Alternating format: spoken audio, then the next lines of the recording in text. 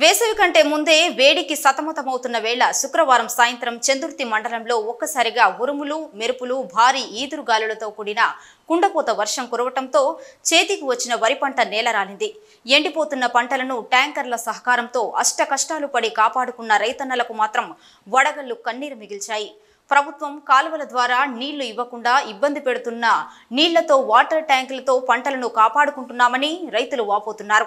ఒక్కసారిగా వడగళ్ల వానతో పొట్ట దశకు వచ్చిన వరి పంటకు నష్టం వాటిల్లిందని, అక్కడక్కడ మామిడికాయలు మామిడి పూత నేల రాలిపోయాయని, భగీరథ ప్రయత్నాలు చేసినా కాపాడుకున్న కొద్ది పంట సైతం నష్టపోయామంటూ రైతులు కన్నీరు మున్నీరయ్యారు.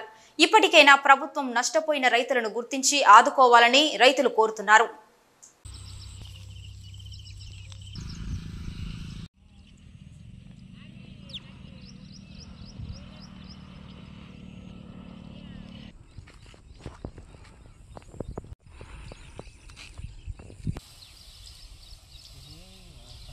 భూమేశం మాది చందుర్తి. నిన్న కురిసిన వడగళ్ల వానతో భారీ వర్షానికి నేను 4 ఎకరాల పొలం వేసాను.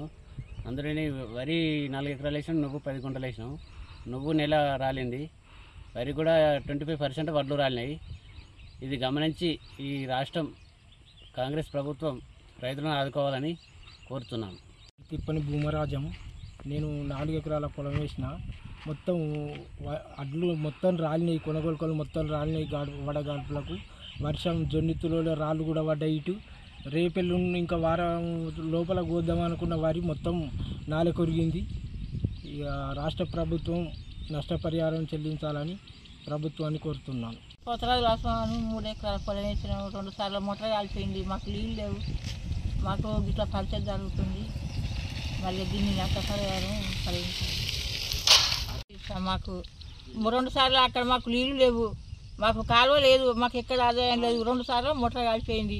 మా బతికెట్లా కొద్దిగా మీరు ఆలోచించారు. రాజు చందుర్తి. నేను 6 ఎకరాల పొలం వేసిన. నిన్న సాయంత్రం కురిసిన వడగళ్ల వానకు మా పొలంలో 25% వడ్డు రాలిపోయినాయి.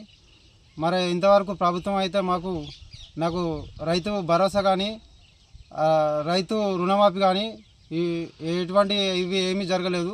కనీసం ఇప్పుడైనా కానీ మేము ఈ వడ్డు రాలి నష్టపోయిన దానికి ప్రభుత్వం నష్టపరిహారం అందించినట్టయితే మాకు ఎంతో కొంత చేయూతనిచ్చినట్టు ఉంటుంది.